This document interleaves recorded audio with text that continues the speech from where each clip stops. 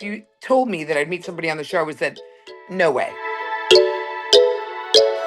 James is wonderful. I mean, I love James. When I first met him, he said to me, my mother was not one of the first things, but he told me his stepmother was the best friend of Grace Kelly. So he was at Grace's wedding to Prince Rainier.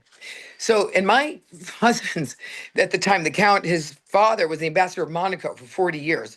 So he was at the same wedding. So James and I started talking like that. We connected that way. And then he goes, and then I said, I'm looking for, I love my life the way it is. I love my life.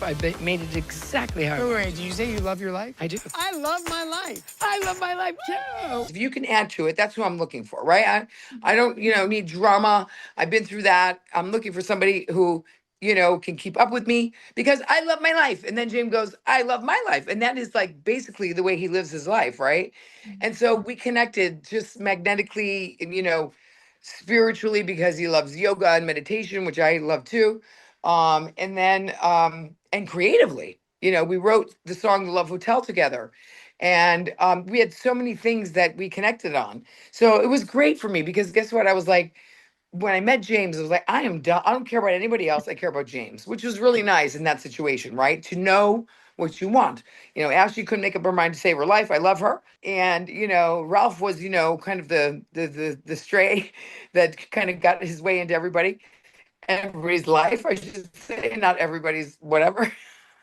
And Giselle, is very, it takes Giselle a while to warm up, and I'm a totally different animal, right? Shannon Bedore's a little insecure, and that's, her jam. And so it's really interesting that they put this cast together because when I first heard the cast, I was like, that's a strange group of women, like how random, but it actually worked really well. Yeah, and you guys seem to still be doing well. I mean, do you have plans to spend the summer together? Oh, James and I? Oh, Yeah, well, yeah. Well, the thing with James, he lives in Hawaii. right. So, I mean, I can get to Paris quicker than Hawaii.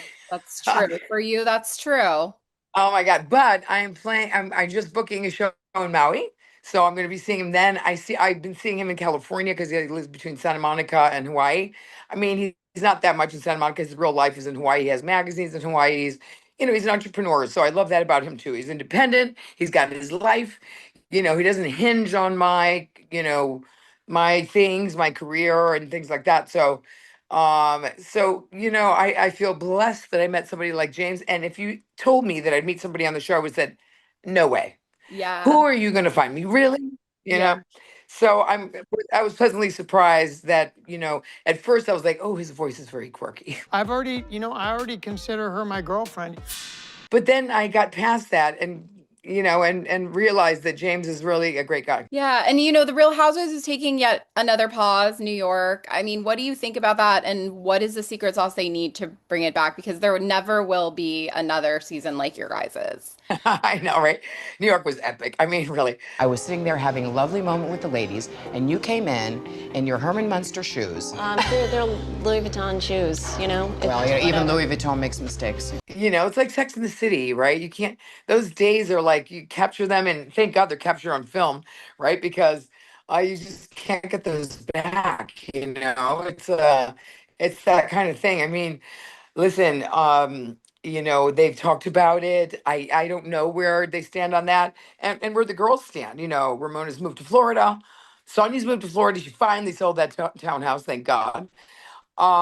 And Jill's in Florida. Kelly and I are in New York, and Dorinda. So we'll see what they cook up. Is there any chance they'd bring you guys back? And like, would you be up for it, even if it wasn't like a full season? I don't know. I think another Housewives trip, the OGs going below deck, is what we need to do. Yeah, that would be really fun. How great would that be? That would be great. Right? Just the OGs on below deck. Yeah. Yeah. Do you think I they think should just shove New no, go York ahead. at this point? Do you think they should just shove it and like rest in peace, or what do you think? Well, I think that they should combine the cast. I mean, I think the first problem was that they had an all new cast and they didn't keep the OGs. I think that was a big problem. And I'm sure they realized that was probably not the best move, but it is what it is. It happened. So let's see what they're going to do moving forward. So, Murdoch Mysteries, let's talk about that. I read some headline that you looked unrecognizable, but I was like, no, this is like what Lou would look like in 1912 or whenever it was, right? Like, what do you think? Well, at first they were like, we can't use a lot of makeup because the women didn't wear a lot of makeup then, right? So I'm used to full glam with my cabaret, right? And so it took a minute to get used to, but I kind of liked it. I thought I looked pretty good for the part of playing the diva of the mayor, the mayor's wife, who is an entertainer. So the part was kind of written for me, with me in mind. So it's great because I get to really play myself. Like I breeze in and out of town. The mayor is a dastardly dastardly bastard, and I get to talk in all these old terms in terms of he's a louse or he's a what is one of the words that they use that I haven't heard in a long time? A scoundrel. He's a scoundrel.